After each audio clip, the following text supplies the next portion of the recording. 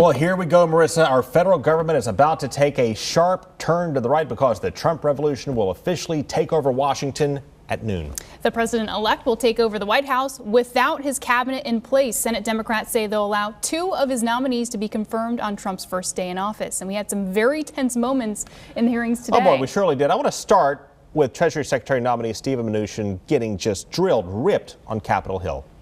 Under Mr. Mnuchin, One West churned out foreclosures like Chinese factories churned out Trump suits and ties.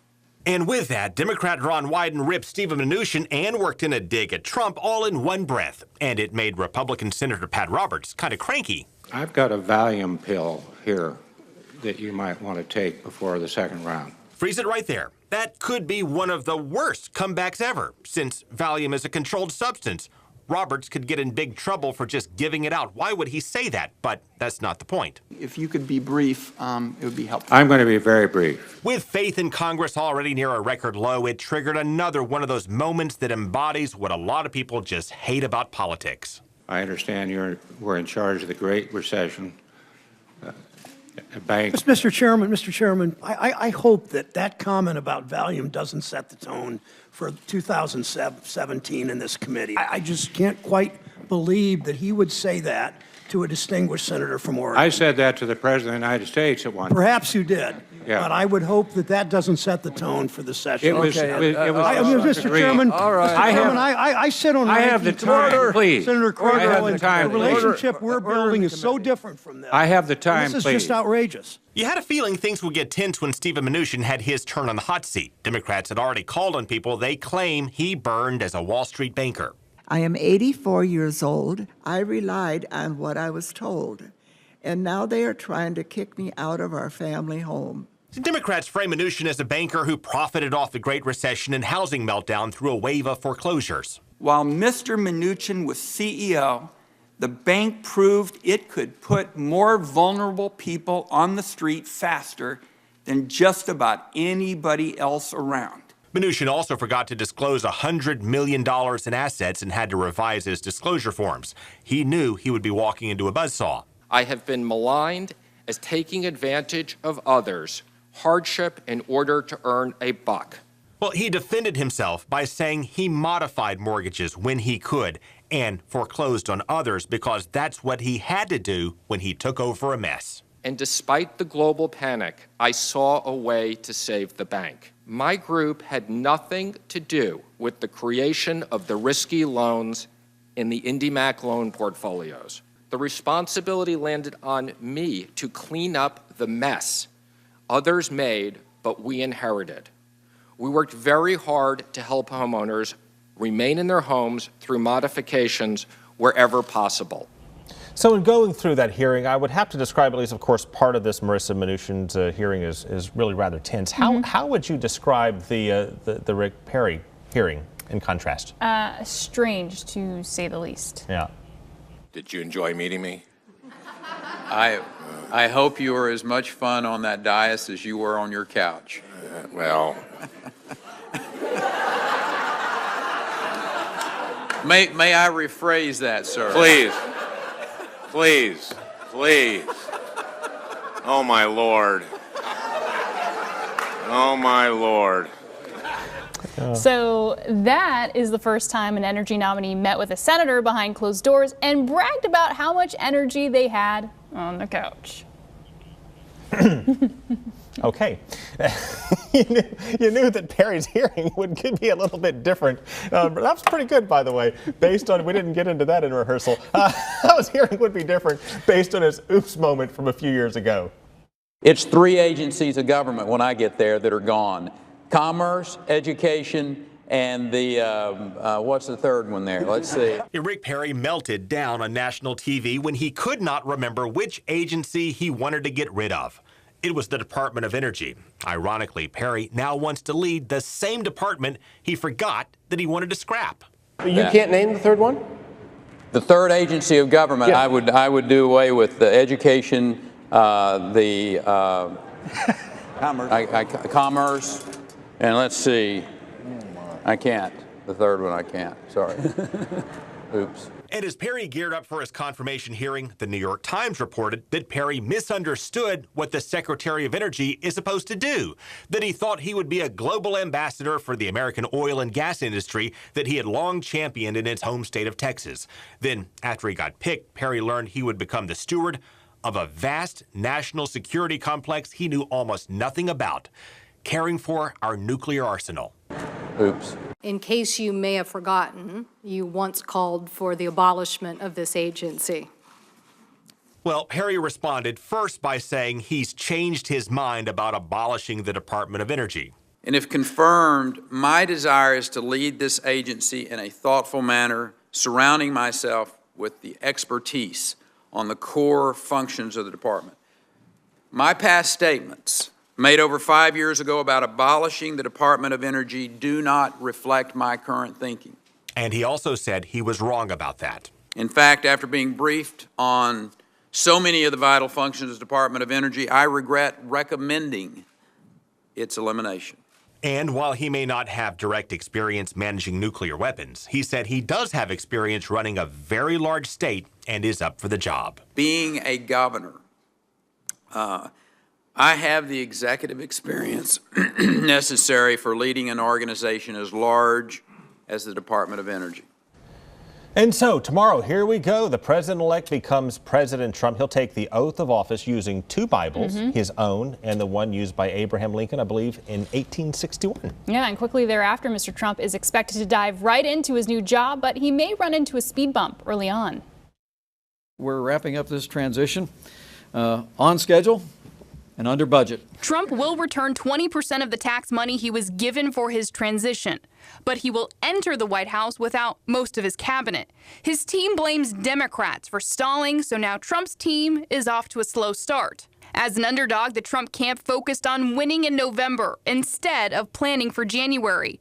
Then Trump disrupted his own transition team by switching leadership, replacing Chris Christie with Mike Pence when they were already buried in paperwork. More than 86,000 resumes have been submitted to the transition and over 4,000 candidate referrals. Then some of Trump's cabinet picks did not fill out all the paperwork they needed to vet them, so Democrats pressed Trump's team to hit the brakes. Meanwhile, protesters could slow down much more on the streets of Washington. Beginning quite early in the morning on January 20th, we have 12 self-organized groups that are going to be symbolically and physically blockading the checkpoints into both the inaugural parade and the inauguration itself. Much of the Capitol is already fenced and blocked off, and protesters will try to block or disrupt as much as they can. It's our role and the role of any people of conscience to try to disrupt this inauguration and have a massive showing of resistance on that day.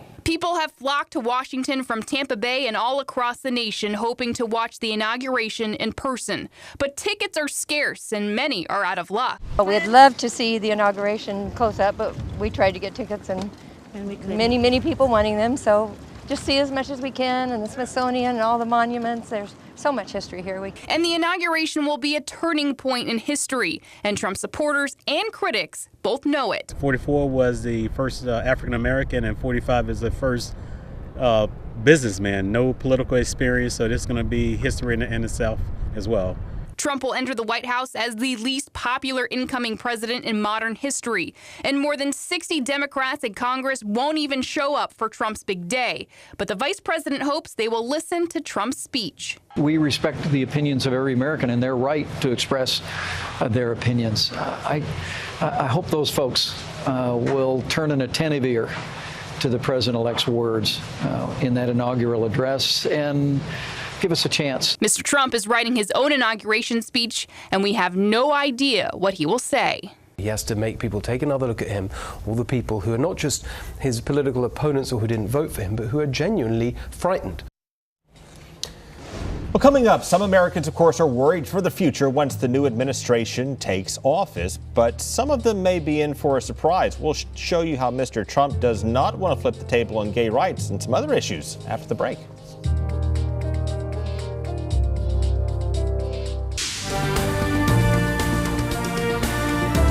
And so just ahead of the inauguration tomorrow, President-elect Trump and future First Lady Melania arrived to the nation's capital. They did that, of course, earlier today. Yeah, Mr. Trump visited Arlington National Cemetery, where he and Vice President-elect Mike Pence laid a wreath at the tomb of the unknown soldier. It's a tradition that's long been a part of the inauguration weekend. Mr. Trump started his day at a luncheon at his D.C. hotel and capped it off with a concert at the Lincoln Memorial. Meanwhile, the incoming administration has taken an awful lot of heat from gay rights groups because they're worried that Trump and Pence will roll back the progress that they've made over the years. But when you look back at what Trump has said, you see how he could surprise some of his critics. We are here and we will dance. Gay rights activists have been dancing in Mike Pence's front yard. Their organization formed after the Pulse nightclub massacre in Orlando. And now they're protesting Trump's win because they fear it will deliver a big setback for gay rights. Mike Pence is going to take the second highest office in our country, and he has passed quite horrific anti-LGBT laws. He has also taken staunch stances against the LGBT community, and we are not okay with that. Mike Pence may be overturning our right to marry. Yes, Mike Pence has fought against same-sex marriage, and he has said being gay was a choice, and he signed an Indiana law allowing businesses to refuse to serve gay customers. But Pence can't overturn anything as vice president, and Mr. Trump has a very different stance on gay rights that some of his protesters may have missed. Let's go back to what Trump told a reporter on New England Cable. When President Trump is in office, can we look for more forward motion on equality for gays and lesbians? Well, you can. And look, again, we're going to bring people together. Trump has said he wanted states to have the final say on same-sex marriage, but he has also said it's now the law of the land, settled and done, and he's fine with it. But you're not going to spend a lot of time on this issue. Look, it's an issue that's been determined by the Supreme Court, and frankly, I'm about jobs. I'm about making the country great. And a lot of politicians who now support gay marriage used to oppose it, including Hillary Clinton and President Obama. Define marriage. I believe that marriage is the union between a man and a woman.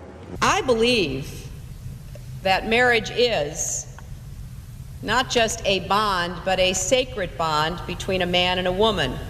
I do not support gay marriage. That's why I support marriage for lesbian and gay couples. But Trump appeared more open to same-sex marriage than both of them nearly 20 years ago. Listen to what he told Tim Russert on Meet the Press back in 1999. You think gays should be allowed to be married? It's something I haven't given lots of thought to. I live in New York City. There's a tremendous movement on to have and allow gay marriage. It's just something that is too premature for me to comment on. How about gays serving in the military?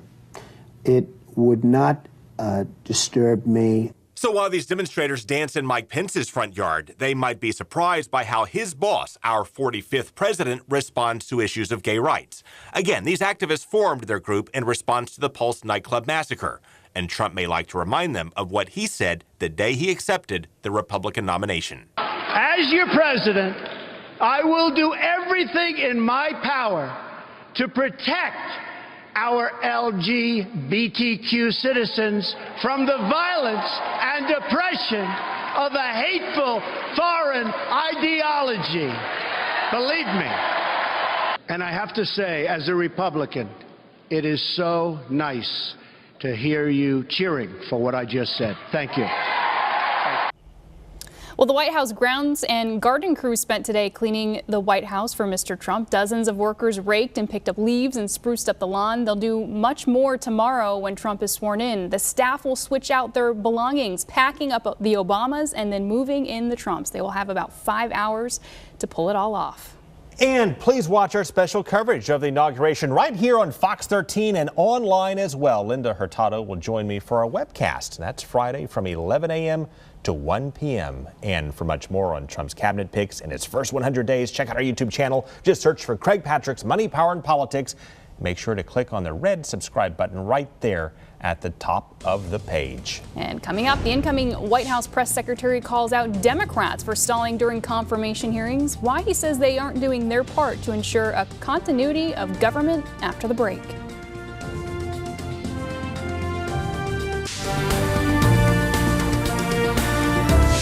And so the next president, President Trump, is planning to make some changes on his very first day. Yeah, the new White House spokesman Sean Spicer said there will be a series of executive orders, but he said they're still up in the air, as are Trump's cabinet picks, and Spicer blamed Democrats for that delay.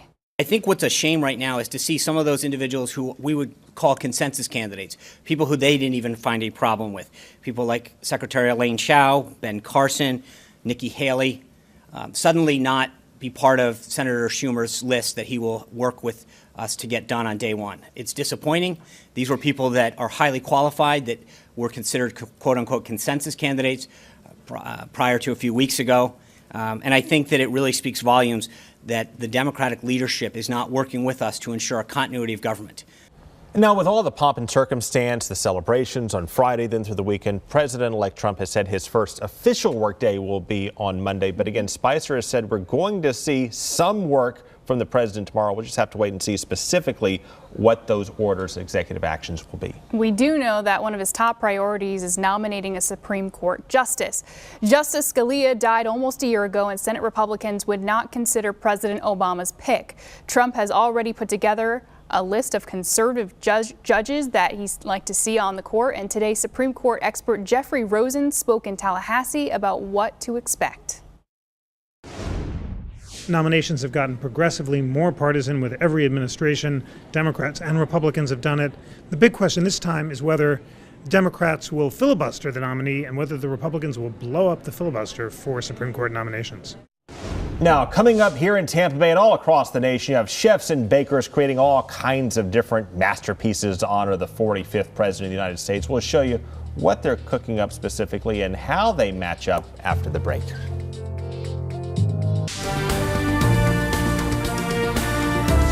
So in Ybor City, they're cooking up a Donald Trump pizza. Do Amici in Ybor City making a Donald Trump pizza. As you can see behind us, it is not your ordinary pizza. It's Italian cheese, flour, and American gold. Yeah, those are real gold flakes. They're broken down into a fashion letter, into the T.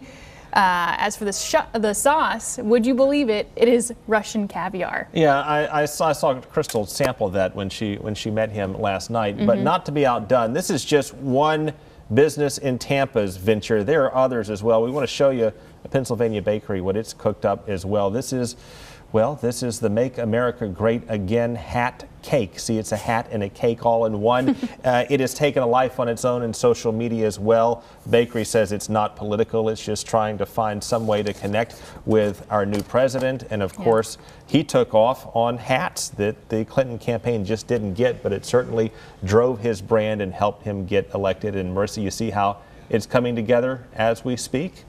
Yeah, it's unbelievable how creative people have gotten ahead of this inauguration, ahead of this presidency. It's I don't think it's going to end anytime soon. Well, we'll see how much longer the hats sell, the hat cakes sell, and I think the president's approval ratings and what he accomplishes or whether he fails will have something to say with that. So it all kicks off tomorrow, of course, with our coverage 11 a.m. to 1 p.m. here on Fox 13 and online. Folks, that's our show. We'll see you tomorrow night.